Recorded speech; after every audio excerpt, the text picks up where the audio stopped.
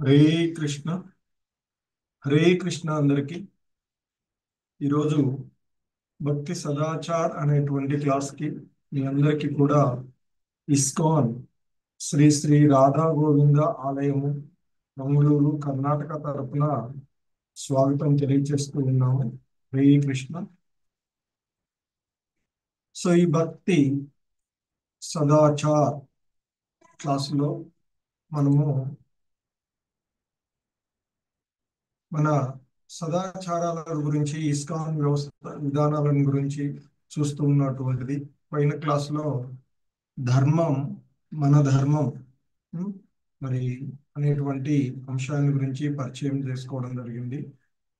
అయితే ఈరోజు మనము ధర్మం అనేటువంటిది నెక్స్ట్ క్లాస్లో కంటిన్యూ చేద్దాము.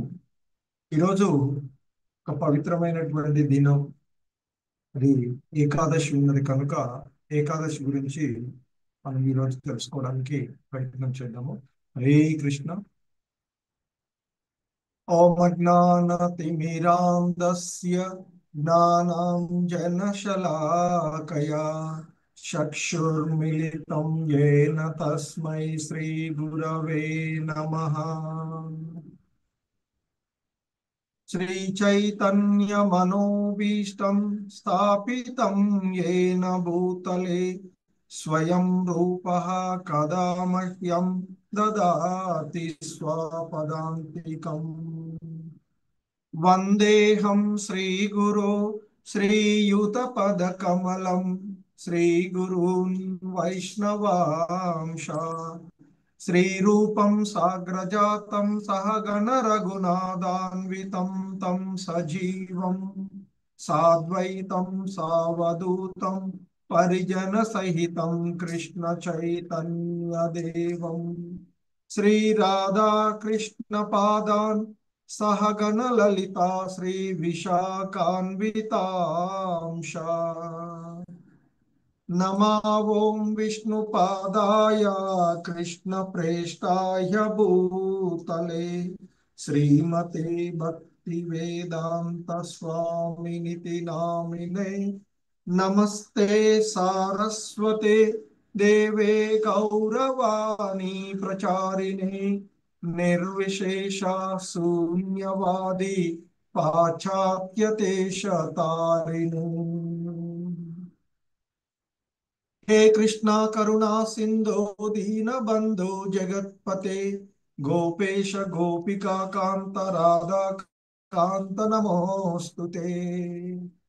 तप्त कांचन गौरांगी राधे वृंदावनेश्वरी वृषभानुसुते देवी प्रणमामि हरिप्रिये। वाञ्छाकल्पतरुभ्यश्च कृपा सिन्धुभ्य एव च पतितानां पावनेभ्यो वैष्णवेभ्यो नमो नमः। जय श्री कृष्ण चैतन्य प्रभु नित्यानंद श्री अद्वैत गदाधर श्रीवासादि गौर भक्त वृंद। हरे कृष्णा कृष्ण कृष्णा हरे हरे, हरे राम राम राम हरे हरे। हरे कृष्णा कृष्ण कृष्णा हरे हरे, हरे राम राम राम हरे हरे। హరే కృష్ణ. సో మనం ఈరోజు ఏకాదశి ఈ పర్వదినాన్ని గురించి మనము తెలుసుకోవడానికి ప్రయత్నం చేద్దాము. సో మరి ఏకాదశి అనేటువంటిది సాధారణంగా హిందూ సాంప్రదాయంలో మనం భక్తులందరూ కూడా పాటించేటువంటి రోజుగా చూస్తాము. మరి ఇది సాధారణంగా ఈ ఏకాదశి రోజు భక్తులందరూ కూడా ఉపవాసం ఉంటూ చేసేటువంటిది. మరి వాస్తవానికి ఈ ఏకాదశి అనేటువంటిది ఈ చాంద్రమానం ప్రకారంగా మనకి పక్షం రోజులలో మనకి మాసంలో రెండు పక్షాలు ఉండేటువంటివి. మరి ఆ రెండు పక్షాలలో అంటే ప్రతి నెలలో మనకి రెండు పక్షాలు ఉంటవి. శుక్లపక్షము అలాగే ఆ, కృష్ణపక్షము అనేటువంటివి ఆ పక్షాలలో. మరి ఆ పక్షం రోజులలో 11వ రోజు, 11వ తిథి ఏదైతే ఉందో దానిని ఏకాదశి తిథి అని అంటారు. ఆ ఏకాదశి తిథినే మనము ఏకాదశిగా జరుపుకునేటువంటిది. మరి ఈ ఏకాదశి తిథికి అధిష్టాన దేవతగా శివుడు ఉంటాడు. మరి మనకి ఆ ప్రతి నెలలోనూ రెండు ఏకాదశులు వస్తాయి. ఒకటి సాధారణంగా అమావాస్య తర్వాత వచ్చేటువంటి 11వ రోజు కాగా, ఇంకొకటి పౌర్ణమి తర్వాత వచ్చేటువంటి 11వ రోజు. అంటే ఏకాదశి, దశ అంటే 10, ఏకాదశి అంటే 11వ రోజు అనేటువంటి అర్థం మనకి. మరి ఆ ఏకాదశి మనకి నెలలో రెండు వస్తూ ఉన్నాయి కనుక మొత్తంగా సంవత్సర కాలంలో మనము చూసినట్లయితే 24 ఏకాదశులు మనకి వచ్చేటువంటివి. అందులో మనం తెలుగు కాలమానం ప్రకారంగా తెలుగు క్యాలెండర్ చూసుకున్నట్లయితే చైత్రం, వైశాఖం, జ్యేష్టం, ఆషాఢం, శ్రావణం, భాద్రపదం, ఆశ్వయుజం, కార్తీకం, మాఘం అట్లా మనం చెప్తూ ఉండేటువంటి ఆ క్రమంలో మొదట చైత్ర మాసంలో రెండు ఏకాదశులు వస్తాయి. అందులో చైత్ర శుద్ధ ఏకాదశమి, చైత్ర బహుళ ఏకాదశి అని పిలుస్తాము. ఆ చైత్ర శుద్ధ ఏకాదశిని కామద ఏకాదశి అని పిలుస్తారు. అలాగే బహుళద ఏకాదశిని వరుదిని ఏకాదశి ఆ, అని, అలాగే వైశాఖ శుద్ధ ఏకాదశి ఏదైతే ఉందో దానిని మోహిని ఏకాదశి అని, వైశాఖ బహుళ ఏకాదశిని అపర ఏకాదశి అని, అలాగే జ్యేష్ఠ శుద్ధ ఏకాదశి ఏదైతే ఉందో దాన్ని నిర్జల ఏకాదశి అని, అలాగే జ్యేష్ఠ బహుళ ఏకాదశి ఏదైతే ఉందో యోగిని ఏకాదశి అని పిలుస్తాము. అలాగే ఆషాఢంలో వచ్చేటువంటి బహుళ ఏకాదశిని కామ ఏకాదశి అని, అలాగే కామ ఏకాదశి అని, అలాగే శ్రావణ శుద్ధంలో అంటే వచ్చేటువంటి ఉమ్, ఆషాఢ శుద్ధ ఏకాదశి, తొలి ఏకాదశి లేదా మనకి శయన ఏకాదశి అని పిలుస్తాము. ఆషాఢ బహుళ ఏకాదశిని కామ ఏకాదశి అని, అలాగే శ్రావణ శుద్ధ ఏకాదశిని పుత్ర ఏకాదశి అని, లేదా శ్రావణ నెక్స్ట్ వచ్చేటువంటి దాన్ని అజైక ఏకాదశి అని పిలుస్తాము. అలాగే భాద్రపదంలో వచ్చేటువంటి రెండిట్లో పరివర్తన ఏకాదశి, ఇంద్ర ఏకాదశి, అలాగే ఆశ్వయుజ మాసంలో వచ్చేటువంటివి ఆ, మరి మహాజ ఏకాదశి, అలాగే ఆ రమ ఏకాదశి అని పిలుస్తాము. అలాగే మనకి ఇంకా కార్తీక మాసంలో వచ్చేటువంటి ఏకాదశులు రెండిట్లో ఒకటి ఉత్తాన ఏకాదశి, రెండు ఉత్పన్న ఏకాదశి అని పిలుస్తాం. అంటే కార్తీక శుద్ధ ఏకాదశి ఏదైతే ఉందో అది ఉత్తాన ఏకాదశి గాను, బహుళ ఏకాదశి ఏదైతే ఉందో ఉత్పన్న ఏకాదశి గాను, అలాగే మార్గశిరలో వచ్చేటువంటి రెండు ఏకాదశులలో ఒకటి ఉత్తమ ఏకాదశి, రెండవది సఫల ఏకాదశి అని పిలువబడేది. అలాగే పుష్యమాసంలో వచ్చేటువంటి వైకుంఠ ఏకాదశి, దాన్నే మోక్ష ఏకాదశి అని పిలుస్తాం.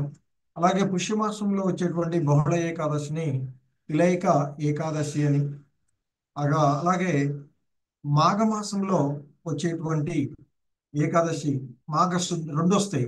ఇందులో ఇప్పుడు మనం చూసేటువంటిది ఈ మాఘ శుద్ధ ఏకాదశి. ఇది భీష్మ అంటే ఇక్కడ భైమక ఏకాదశి అని కూడా దీన్ని పిలుస్తాము. ఆ, దీన్నే జయ ఏకాదశి అని కూడా పిలుస్తారు. అలాగే బహుళ ఏకాదశిగా వచ్చేటువంటి నెక్స్ట్ వచ్చేటువంటి ఏకాదశిని విజయ ఏకాదశి అని, ఆ తర్వాత పాల్గొన మాసంలో వచ్చేటువంటి ఏకాదశిని అమల ఏకాదశి అని, అలాగే పాల్గొనంలో వచ్చేటువంటి రెండవ దాన్ని పాప విమోచని అని పిలుస్తాము. అలాగే వీటితో పాటు ప్రతి 3 సంవత్సరాలకు ఒకసారి అధిక మాసం వస్తుంది. అందులో వచ్చేటువంటి దాన్ని పురుషోత్తమ ఆ, ఏకాదశిగా మనము పిలువబడేటువంటి. సో ఇవి ఏకాదశులు గురించి చూసినట్లయితే ఇప్పుడు మనం చూసేటువంటిది ఇది భైమి ఏకాదశి, దీన్నే జయ ఏకాదశి అని కూడా పిలువబడేటువంటిది. మరి ఈ ఏకాదశిని మనం చూసే ముందుగా అసలు మరి ఈ ఏకాదశిని మనము ఎందుకు పాటిస్తూ ఉంటాము, మరి దాని యొక్క ఇది ఏమిటి అని చూసినట్లయితే సాధారణంగా ఈ ఏకాదశి రోజు ఇది మనము చాలా పవిత్రమైనటువంటి రోజుగా భావించి ఈ రోజులో ముఖ్యంగా ఉపవాసము ఉండడం అనేటువంటిది చేసేటువంటి భక్తులందరూ కూడా ఈ ఏకాదశి రోజున ఉపవాసము ఉంటూ ఉంటారు. ఇది ఆ విష్ణు భగవానుడికి ఎంతో ప్రీతికరమైనటువంటి రోజు. సాధారణంగా ఉపవాసము, అంటే ఆ భగవంతునికి, వాసము అంటే దగ్గరగా ఉండడం. సో కనుక అంటే ఈ పవిత్రమైనటువంటి రోజున ఆ భగవంతుని యొక్క లీలల గురించి వింటూ ఆ భగవంతుని ధ్యానిస్తూ ఆ భగవంతుని యొక్క స్మరణలో ఉన్నట్లయితే అది ఆ జీవుణ్ణి మరి ఈ భవబంధనాల నుండి బయటపడేసేటువంటి రోజుగా చెప్తూ ఉంటుంటారు. ఎందుకంటే సాధారణంగా ఈ ఏకాదశి అనేటువంటిది మన పాటించడానికి ముఖ్యంగా కారణాలను చూసినట్లయితే అవి ఈ బంధనాల నుండి బయటపడడానికి, ముఖ్యంగా మోక్షాన్ని పొందడానికి ఈ ఏకాదశి రోజుని పాటిస్తూ ఉంటుంటాము. అయితే ఈ ఏకాదశిని పాటించేటువంటి విధానంలో మనకి ఇస్కాన్ వ్యవస్థాపక ఆచార్యులైనటువంటి శ్రీల ప్రభుపాదుల వారు మరి కొన్ని ఎలా ఈ ఏకాదశిని పాటించాలి అనేటువంటి దానికి, మరి ఏకాదశి రోజు ఏమేమి తీసుకోవాలి, ఏం తీసుకోకూడదు అనేటువంటి విషయాలను వారు మనకి ఉపదేశించినటువంటి విషయాలు. మరి ఆ విషయాలను మనం చూసినట్లయితే శ్రీల ప్రభుపాదుల వారు మరి ఈ ఏకాదశి శాస్త్రాలలో ఉపదేశించినటువంటి రీతిగా మనకి శాస్త్రాలే ప్రామాణికంగా చెప్పబడేటువంటివి. మరి ఆ శాస్త్రాలు ప్రామాణికంగా ఉన్నటువంటి ఆ శాస్త్రాలలో మన జనరల్గా ఫాస్టింగ్ ఫ్రమ్ గెయిన్స్ అని చెప్తూ ఉంటుంటారు. అంటే ఇక్కడ ధాన్యాలు, ముఖ్యంగా ఈ ఏకాదశి రోజు శ్రీల ప్రభుపాదులు వారు చెప్తూ ఉన్నట్లుగా ధాన్యము, చిక్కుళ్ళు, శనగలు, పప్పులు వంటివి తినకుండా వాటి నుండి ఉపవాసం ఉండాలి. అంతేగాని కంప్లీట్గా తినకుండా ఉండడం అనేది కాదు. సో మరి అయితే కొందరు భక్తులు అంటే శాస్త్రాల్లో చెప్పబడుతూ ఉన్నట్లుగా ఏకాదశి పూట రోజు పండ్లను తీసుకుంటూ ఉండేటువంటిది. కొంతమంది ఏమో అవి కూడా తీసుకోకుండా, అంటే ఘన పదార్థాలు కూడా ఏవి తీసుకోకుండా నీళ్లను మాత్రమే తీసుకుంటూ చేసేటువంటి వాళ్ళు. కొంతమంది ఆ నీళ్లను కూడా తీసుకోరు. అటువంటి దానిని నిర్జల వ్రతము అని పిలుస్తాము. అంటే నిర్జల ఏకాదశి పాటించడము అని చెప్తూ ఉంటుంటారు. సాధారణంగా మరి ఈ ఏకాదశి రోజు ఆ భగవత్ సంబంధంలో, భగవంతుని యొక్క ధ్యాసలో, ఆ భగవంతుని సేవలో నిమగ్నమైతూ ఉంటూ అంటే ఆ భగవంతుని యొక్క దివ్య లీలలను వింటూ ఆ భగవంతుని యొక్క దివ్యమైనటువంటి లీలలను, గుణగణాలను కీర్తిస్తూ జరపవలసినటువంటి రోజు. మరి ఇటువంటి ఈ రోజులో మరి ఇంతకుముందు చెప్పినట్టు ఆహార నియమాలు చూసినట్లయితే అన్ని రకాలైనటువంటి ధాన్యాలు తినొద్దు అని చెప్తారు. అంటే ముఖ్యంగా గోధుమలు, బియ్యం వంటివి, ఉప్పులు, చిక్కుళ్ళు, బీన్స్ సంబంధించినటువంటివి, అలాగే ఆవాలు, అలాగే గోధుమ పిండితో ఇచ్చినటువంటివి, ఆవ నూనె, అలాగే అంటే సాధారణంగా పల్లి నూనె వాడాలి అని చెప్తూ ఉంటారు మనకి. అలాగే సోయాబీన్తో చేసినటువంటి పదార్థాలతో తయారైనటువంటివి, పదార్థాలు కలిసినటువంటి వాటిని, అంటే కొన్ని పిండితో కలుస్తూ ఉంటుంటాయి, మరి అటువంటి వాటిని కూడా వాడవద్దు అని చెప్తారు. వాటికి కూడా దూరంగా ఉండాలి, ఉపవాసం ఉండాలి వాటి నుండి అని మనకి ఇస్కాన్ వ్యవస్థాపక ఆచార్యులైనటువంటి శ్రీల ప్రభుపాదుల వారు చెప్తూ ఉన్నారు. మరి ఈ ఏకాదశి వ్రతాన్ని పాటిస్తూ ఉన్నటువంటి ఆ క్రమంలో మరి మరునాడు అంటే ద్వాదశి పారాయణము అని చెప్తూ ఉంటుంటాము. ధ్యానంతో తయారు చేసినట్టు అంటే భక్తి సంబంధంగా ఉంటూ భక్తిలో నిమగ్న భగవంతుని సంబంధంలో భగవంతుని ధ్యానిస్తూ చేసినటువంటి ప్రసాదాన్ని తిని ప్రసాదాన్ని తీసుకొని పారణం చేయాలి. దాన్నే ద్వాదశి పారాయణము అని చెప్తూ ఉంటుంటారు. పారణము అని చెప్తూ ఉంటారు. మరి ఆ ఉపవాసాన్ని కూడా ఒక నిర్ణీత కాలం మనకి సాధారణంగా ఏకాదశి రోజు సూర్యోదయంతో ప్రారంభమైనటువంటిది మరునాడు ఉదయము సాధారణంగా ఎక్కువ ఎక్కువ ప్రదేశాలలో ఉదయం 6 గంటల నుండి 9 గంటల మధ్యలో ముగించాలి అని చెప్తారు ద్వాదశి గడియలలో.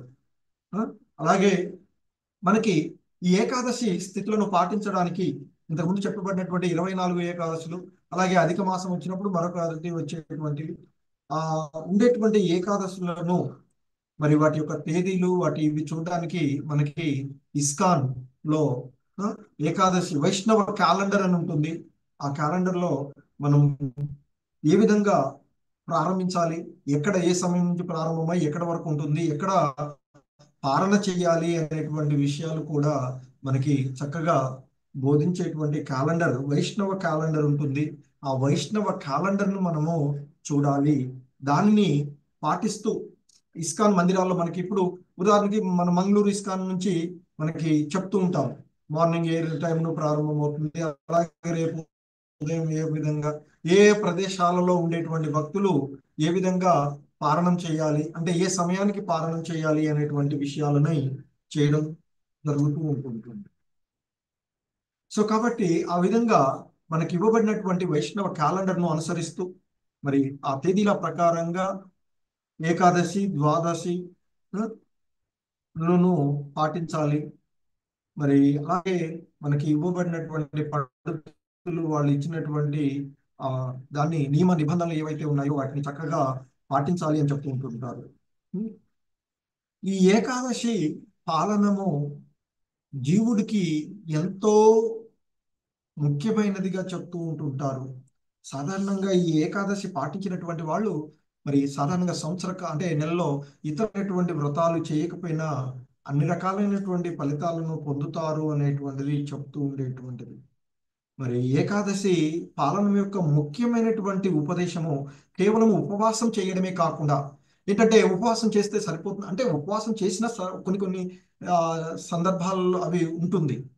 కానీ ఆ ఉపవాసంతో పాటు ఇంకా ప్రభావవంతమైనటువంటి ఫలితాన్ని మనం పొందడానికి మరి ఆ భగవంతుని గురించి ఎవరు భగవానుడు దేవాది దేవుడు శ్రీకృష్ణ భగవానుడు ఆ శ్రీకృష్ణ భగవాను గురించి శ్రవణము కీర్తనంలో కాలాన్ని గడిపి ఎక్కువ కాలాన్ని ఆయన యొక్క ధ్యాసలో ఉండే విధంగా మరి ఏకాదశిని జరపాలి అని చెప్తారు. తగినంత సమయము ఆ భక్తులు ఏకాదశి రోజున అలాగే మనకి సాధారణంగా ఇస్కాన్లో దీక్ష తీసుకున్నటువంటి వాళ్ళు 16 మాలలు చేయాలి అనేటువంటిది నియమం ఉంటుంది. దాంతో పాటుగా ఇంకా వీలైనటువంటి రోజులు ఏకాదశి రోజు ముఖ్యంగా ఆ 16తో పాటు ఇంకా ఎక్కువ మాలను జపం చేయాలి అనేటువంటిది చెప్తూ ఉంటుంటారు. సో కాబట్టి ఇంకా ఎక్కువగా మాలలు జపం చేయడం వల్ల మనం ఎక్కువ సమయాన్ని ఆ భగవంతుని యొక్క ధ్యాసలో గడిపిన వాళ్ళము అవుతాము. సో కనుకనే మనము ఏకాదశి వ్రతాన్ని పాటించడము అలాగే ఈ ఏకాదశి రోజు ఆ ఏకాదశికి సంబంధించినటువంటి మహాత్యాన్ని గురించి కూడా తెలుసుకోవడం వల్ల మరి ఈ భక్తి విధానంలో మనము పురోభివృద్ధి చెంది ఆ భగవంతునికి మరి మనము సేవ చేసుకునే వాళ్ళం అవుతాము. ఆ భగవంతుడి యొక్క కృప మనపైన పడే విధంగా మనకి దోహదం అవుతుంది అని చెప్తూ ఉంటుంటారు. సో కనుక ప్రతి ఒక్కళ్ళు ప్రతి వైష్ణవుడు ప్రతి మనిషి ఏకాదశి వ్రతాన్ని కొద్దో గొప్ప తెలిసి తెలియక చేసిన ఒక మందు ఏ విధంగా అయితే మనం చూస్తూ ఉంటుంటాం కొన్ని అగ్ని ఉందనుకోండి తెలిసి ముట్టుకున్నా తెలియక ముట్టుకున్నది కాలేటువంటిదే. అలాగే మన్ టాబ్లెట్స్ మనం తెలిసి వేసుకున్నా తెలియకుండా వేసుకున్నా అవి పనిచేస్తాయి. అంటే వాటి జ్ఞానం వల్ల డాక్టర్ ఇస్తారో అది వేరే విషయం. సో మరి మనకి శాస్త్రాల్లో సూచించినటువంటి మరి ఈ ఏకాదశి వంటి వీటిని మనము పాటించేటువంటి విధానంలో మనము ఈరోజు ఆ భైమీ ఏకాదశి చెప్పేటువంటి మరి ఈ ఏకాదశిని గురించి మనము తెలుసుకోవడానికి ప్రయత్నం చేద్దాము. సో ఈ ఏకాదశిలు సాధారణంగా మనకి ఆ శ్రీకృష్ణ భగవానుడు యుధిష్ఠిరుడు మధ్య జరిగినటువంటి సంవాదంగా ఈ ఏకాదశి రోజులు మనకి చెప్పబడుతూ ఉండేటువంటిది. అలాగే ఈరోజు మనం చూసేటువంటి ఆ భైమీ ఏకాదశి ఏదైతే ఉందో, ఉం, ఈ భైమీ ఏకాదశి లేదా జయ ఏకాదశి అని కూడా పిలువబడేటువంటి ఈ ఏకాదశి మాఘ శుక్ల ఏకాదశి మనం చెప్పేటువంటిది ఈరోజు కదా. సో శుక్లపక్షంలో ఉన్నటువంటి మాఘ శుక్ల లేదా శుద్ధ ఏకాదశి దీన్నే జయ ఏకాదశి అని చెప్తాము.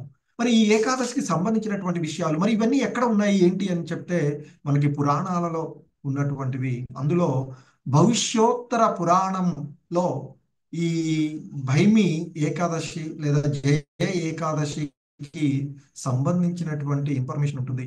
అది మరి మహారాజు పాండవాల్లో పెద్దవాడైనటువంటి ఆ మహారాజు యుధిష్ఠిరుడు ధర్మరాజు మరియు శ్రీకృష్ణుడి మధ్య జరిగినటువంటి సంభాషణగా చెప్పబడినటువంటిది. ఇవి ఏవైతే శ్రీకృష్ణ భగవానులు వారు చెప్పినటువంటి వాటినే వ్యాసుల వారు పురాణాలలో మనకి ఇచ్చినటువంటివి. సో కాబట్టి మరి ఈ భవిష్యోత్తర పురాణంలో శ్రీకృష్ణ భగవానుడి చేత చెప్పబడినటువంటి అంశమే ఉన్నటువంటిది. దాన్నే మళ్ళీ ఆయన చెప్తూ ఉంటుంటాడు, యుధిష్ఠిరుడితో చెప్తూ ఉన్నటువంటి ముఖ్యంగా ఈ జయ ఏకాదశిగా పిలువబడేటువంటి ఈ ఏకాదశి రోజున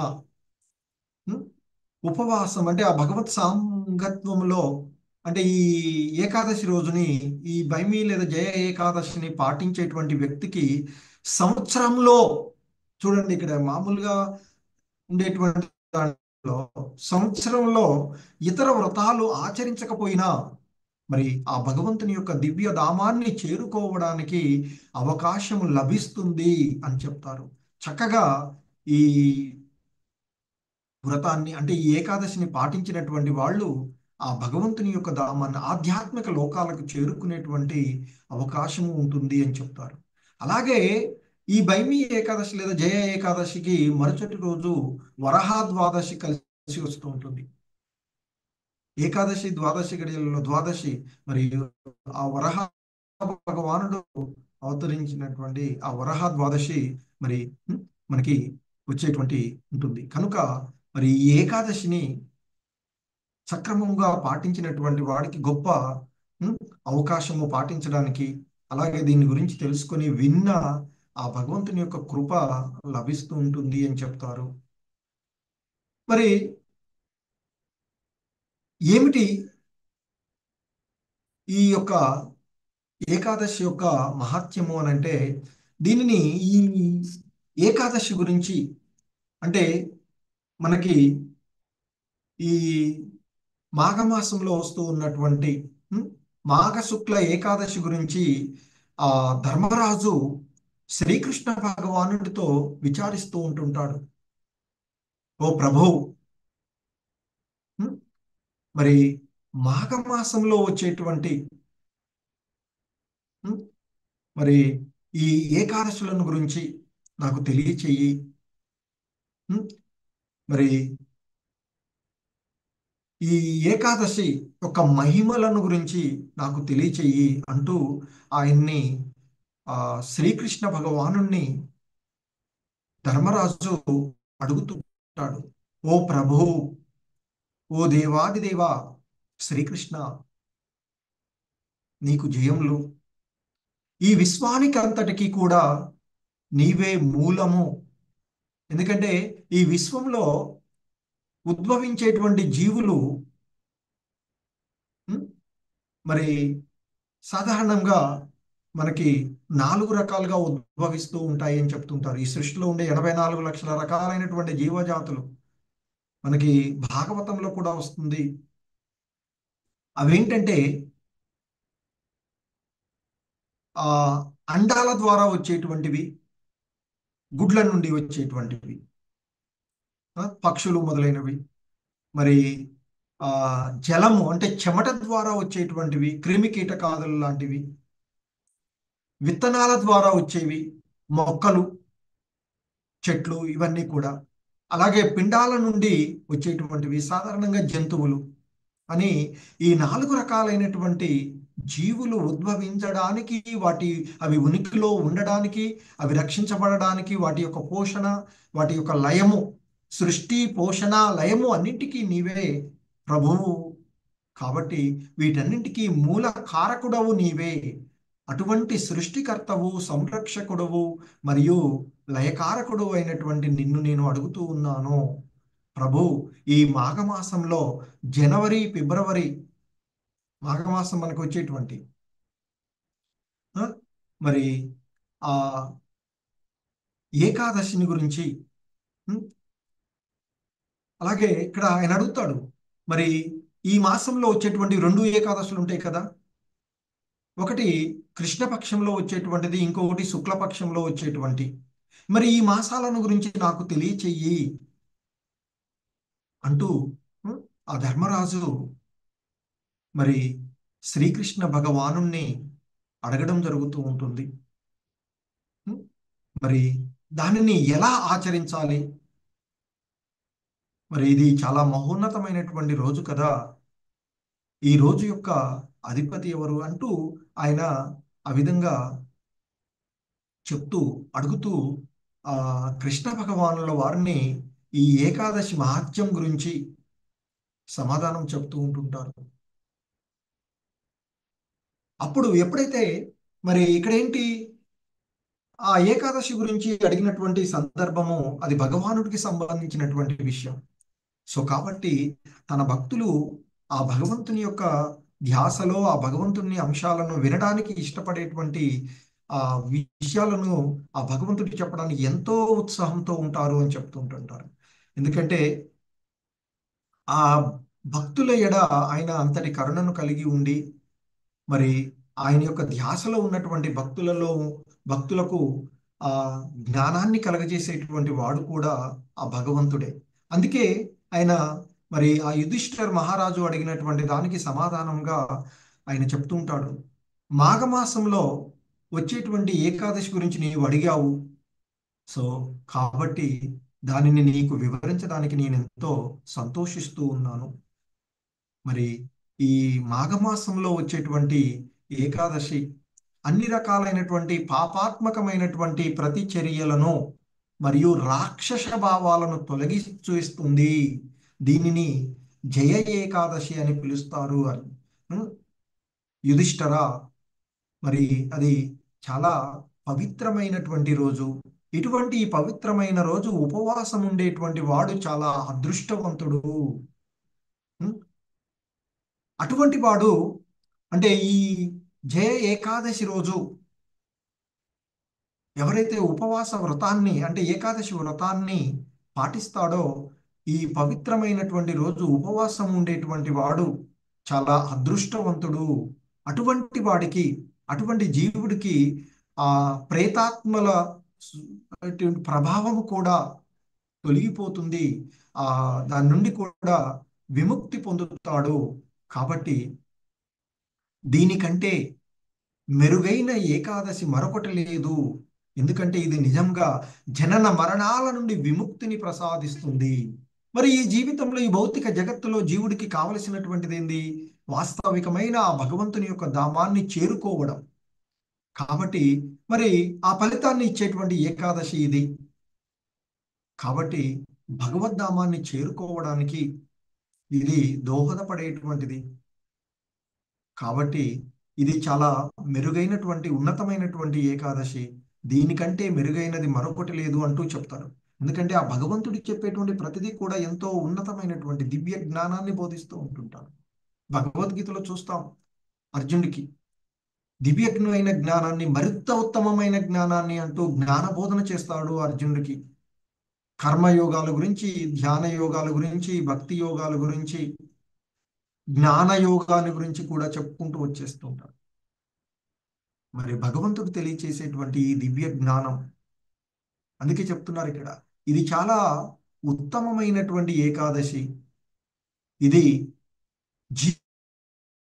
జనన మరణాల నుండి విముక్తిని కలగజేసేటువంటి ఏకాదశి.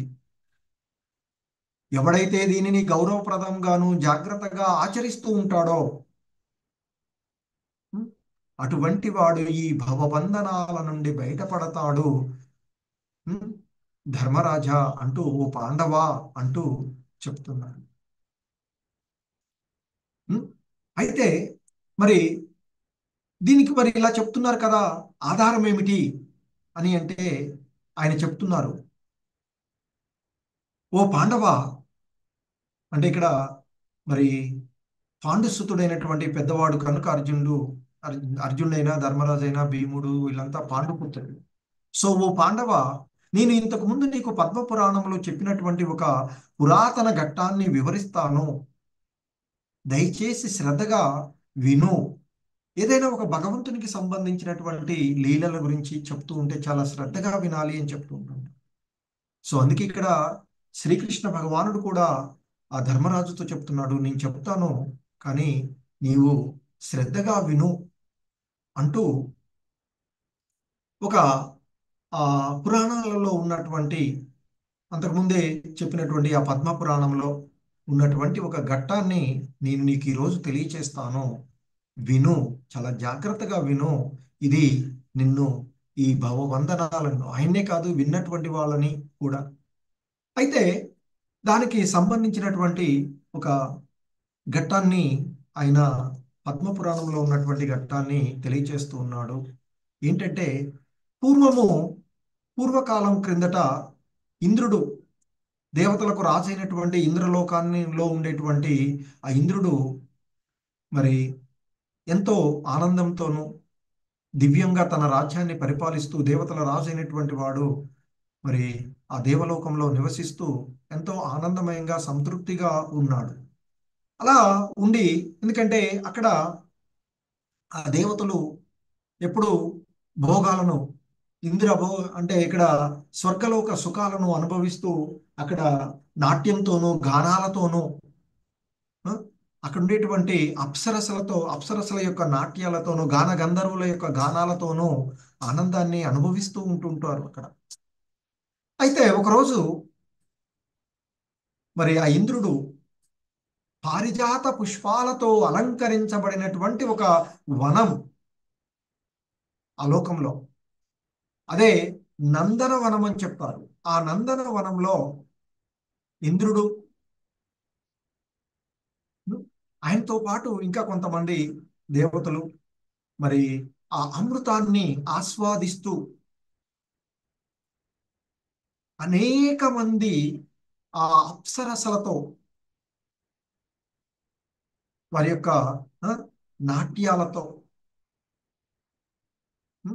అలాగే గంధర్వుల యొక్క గానములతో, మధురమైనటువంటి స్వరాలతో ఆనందాన్ని పొందుతూ ఉంటాడట, ఆస్వాదిస్తూ ఉంటాడట. ఎంతో చెప్తారు, కొన్ని మిలియన్ల అప్సరసల సావాసాన్ని ఆనందిస్తూ ఉంటాడట ఆ సమయంలో. మరి వాళ్ళంతా ఆ ఇంద్రుడిని ఆనందపరచడానికి నృత్యం చేస్తూ ఉంటుంటారు అప్సరసలు. అలాగే మరి ఆ గాంధర్వులు కూడా, అలాగే మరి సంగీతకారుడు, ఆ ఇంద్రుని యొక్క ప్రధానమైనటువంటి సంగీతకారుడైనటువంటి చిత్రసేనుడు, ఆయన యొక్క భార్య మాలిని, ఆయన యొక్క హ్యాండ్సమ్ సన్ అయినటువంటి కుమారుడు, అందమైనటువంటి పుత్రుడు మాల్యవంతుడు అక్కడికి వచ్చి ఉంటారట. ఇదంతా కూడా ఈ వేడుక పుష్పదంత అనే నేతృత్వంలో గాయకులు మధురమైనటువంటి స్వరాలతో పాడుతూ ఉంటారు. వాళ్ళు కూడా అక్కడికి వస్తారు. మరి ఆ విధంగా కొనసాగుతూ ఆనందం జరుగుతూ ఉన్నటువంటి సమయంలో పుష్పవతి అనేటువంటి ఒక అప్సరస నాట్యం చేస్తూనే మరి ఆ మాల్యవనుడి అనేటువంటి ఆయన పట్ల ఆకర్షితురాలైతూ ఉంటుందట అక్కడ. సో మరి ఆ విధంగా ఆకర్షితమైనటువంటి ఆ సందర్భంలో మన్మథ బాణాలు ఆమె పైన హృదయాన్ని చేరుకోవడం వల్ల ఆమె ఎంతో చాలా చాలా అందమైనటువంటి అప్సరసగా ఆమె చెప్పకూడదు. ఎందుకంటే ఆమె ఎంతో సౌందర్యవంతమైనటువంటి శరీరాన్ని, రంగుని, కనుబొమ్మలను కలిగి మరి అప్సరసలు, అందులోనూ ఇంకా ఈమె చాలా ఉన్నతమైనటువంటి ఆమె యొక్క కనుబొమ్మలు ఎట్లా అంటే మంత్రముగ్ధమైనటువంటి కదలికలతో ఉండేటువంటి కనుబొమ్మలను కలిగి ఉన్నటువంటి ఆవిడట. ఆవిడ యొక్క దృష్టి ఆ మాల్యవనుడి పైన పడుతుంది. అలాగే ఆమె కూడా ఆ మాల్యవుని ఆకర్షించడం జరిగినటువంటిది చూస్తూ ఉంటుంటారు. హరే కృష్ణ.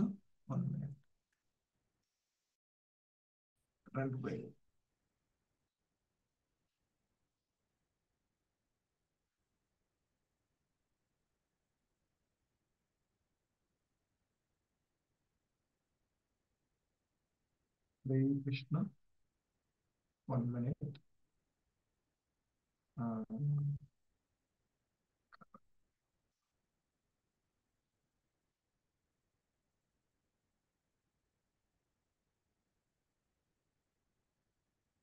మాతా స్క్రీన్ వస్తుంది కదా ప్రభుజీ, మాతాజీ? హరే కృష్ణ. ఓకే, భగవంతుడు కనిపిస్తున్నారు కదా? ఓకే, హరే కృష్ణ.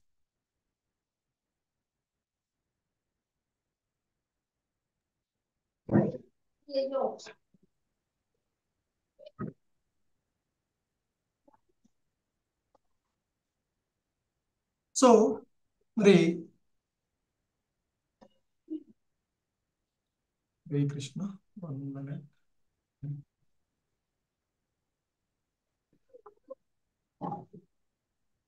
మరి ఆ అప్సరస యొక్క అందము ఆ మాల్యవనుడు అనేటువంటి ఆయన్ని ఆకర్షిస్తూ ఉంటుంది. కృష్ణ మాతాజీ.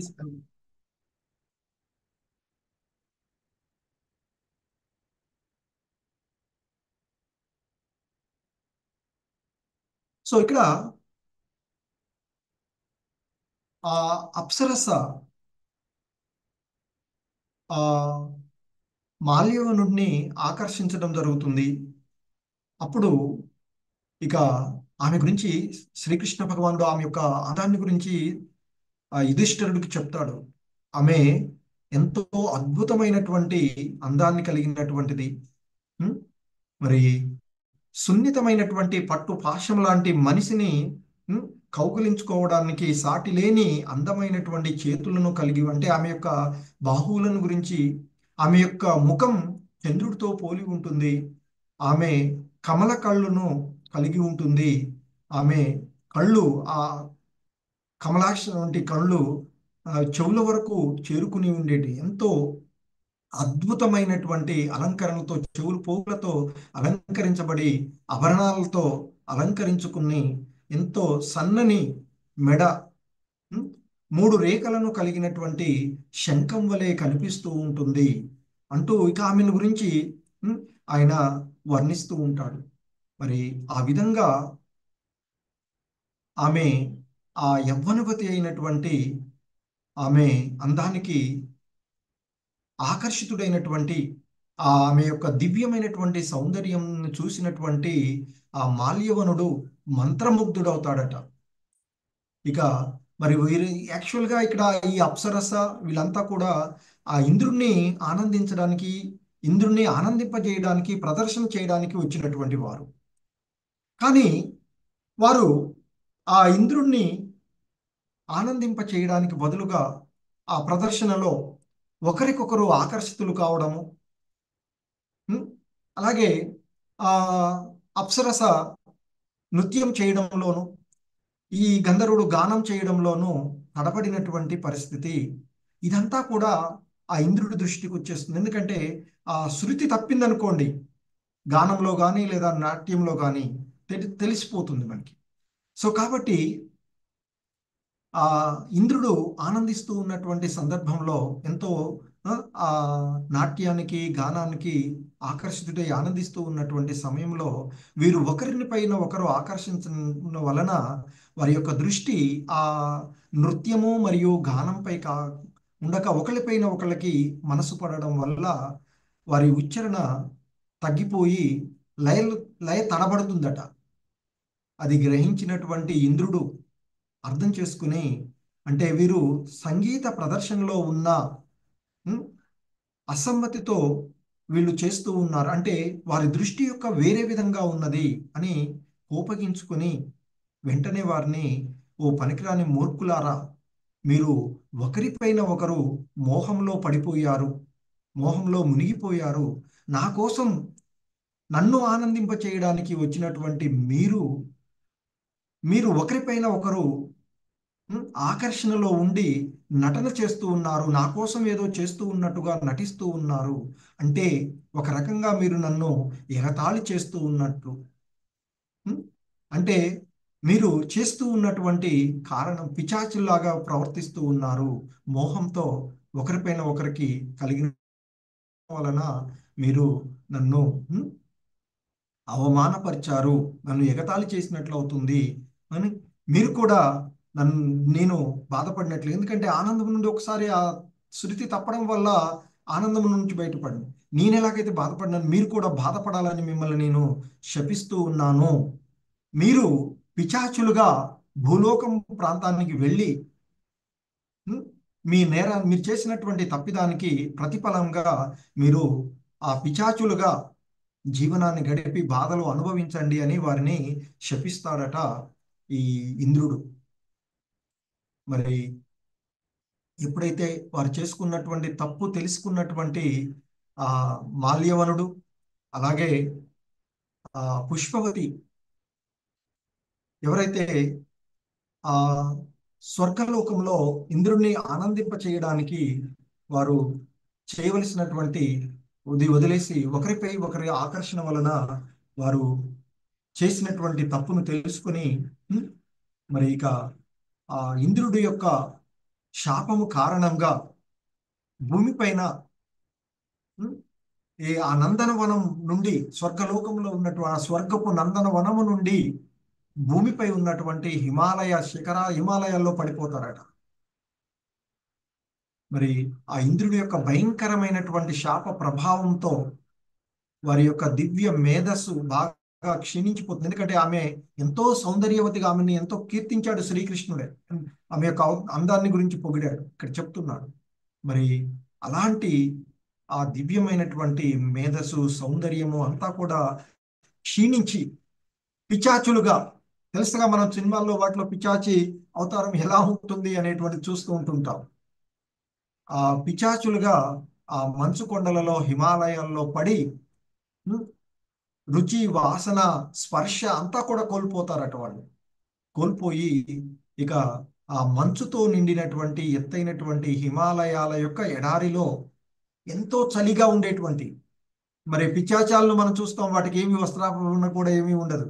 అంటే ఇక్కడ వారు అనుభవించేటువంటి బాధ, చలిగా ఉండేటువంటి హిమాలయాలలో పడేయడం జరిగింది వారిని ఆ ఇంద్రుడు. సో మరి ఇక అయితే వారు ఆ పిశాచులు తీసుకునేటువంటి ఆహారమే తీసుకుంటూ కాలాన్ని గడుపుతూ ఉంటుంటారు. కానీ అక్కడ వారికి మరి సాధారణంగా ఏవి కూడా దొరకనటువంటి ప్రదేశం, చలిగా ఉండేటువంటి హిమాలయాల్లో ఉండటానికి వారికి కావలసినటువంటి పిశాచులు కావలసిన ఆహారం కూడా ఏవి ఉండదు. చివరికి అటు తిరుగుతూ ఇటు తిరుగుతూ ఒక గుహలో ఉండి వారి యొక్క ఆ చలికి ఆ ఎముకలు, దంతాలు అన్నీ కూడా వణుకుతూ ఉంటాయట. భయము, దిగ్భ్రాంతి, వారు జుట్టు నిటారుగా నిలుతుంది. అందుకే పిచాచుల్లో జుట్టు చూపెట్టేటువంటి నిటారుగా ఇట్లా పొడుచుకున్నట్టుగా చూపెడుతూ ఉంటుంది. సో మరి వాళ్ళు వారి యొక్క స్థితికి బాధపడుతూ వారు చేసిన తప్పిదాన్ని తెలుసుకొని ఆ ఇద్దరు కూడా ఆ దౌర్భాగ్యమైనటువంటి స్థితిలో, అయ్యో ఈ పిశాచ శరీరాలలో భరించలేనటువంటి వాతావరణంలో మనము ఎంత పాపం చేశాము కదా, అందుకే ఇక్కడ ఈ విధంగా నరకం, ఇది పూర్తిగా నరకము, నరకం కంటే కూడా క్రూరమైనటువంటి బాధలు మనం అనుభవిస్తూ ఉన్నాము. మరి ఎప్పుడు ఈ పాపాల నుండి మనం బయటపడతాము అంటూ జీవనాన్ని గడుపుతూ ఉన్నటువంటి సందర్భంలో ఒకసారి వారి అదృష్టమో దురదృష్టముగా, అంటే అదృష్టంగా చెప్పాలి, వారికి ఆ పిశాచాలకు లభించేటువంటి ఆహారం కూడా లభించదట. చాలా రోజులు లభించక అనుకోకుండా వారి యొక్క అదృష్టం కొలది మాఘమాసంలోనే మరి మాఘ శుద్ధ ఏకాదశి రోజు, ఏదైతే మాఘమాసంలో వస్తుందో ఆ శుద్ధ శుక్లపక్షంలో వచ్చేటువంటి ఆ శుభప్రదమైనటువంటి ఈరోజు మనం ఏదైతే చెప్పుకుంటున్నామో ఆ జయ ఏకాదశి, భైమి ఏకాదశి అవుతుందట. ఆ రోజు వారికి తినడానికి ఏవీ లభించలేదట.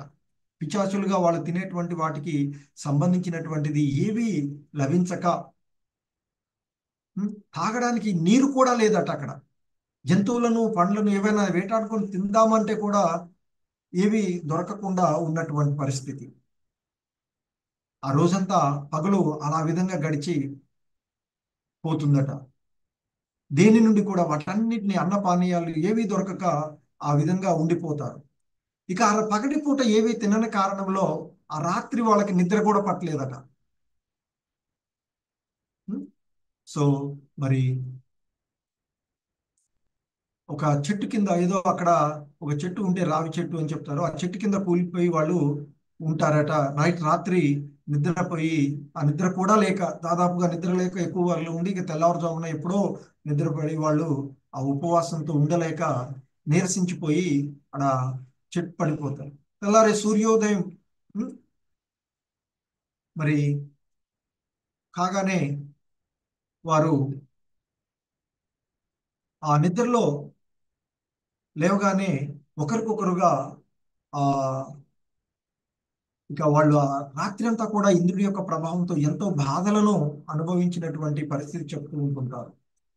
అయితే వారి అదృష్టం కొలది అని శ్రీకృష్ణ భగవానుడు చెప్తాడు, ఓ యుధిష్ఠరా, అంటే ఓ ధర్మరాజా, మరి ఆ రోజు వారు అనుకోకుండా జయ ఏకాదశి రోజు ఆచరించవలసినటువంటి ఉపవాసము, అలాగే రాత్రంతా కూడా మెలుకొని ఉండడం వల్ల మరుసటి రోజు ఆ ఏకాదశి ప్రభావము వారిపైన కనిపించి ఆ ఏకాదశి కారణంగా ద్వాదశి ఉదయించగానే ఆ మాల్యవంతుడు మరియు పుష్పవతి తమ యొక్క ఆ పిచాచ రాక్షస శరీర రూపాలను కోల్పోయి మంచిగా మరలా వారి యొక్క పూర్వపు ఆ పుష్పవతి అప్సరసగా ఉన్నప్పుడు, అలాగే ఆ మాల్యవంతుడు గంధర్వుడుగా ఉన్నటువంటి ఆ స్థితిలో వారిద్దరూ వారి యొక్క పూర్వపు శరీరాలను పొందారు అని చెప్తారు. వారిద్దరు కూడా ఒకరికొకరు ఆశ్చర్యంతో చూసుకుంటున్నారట.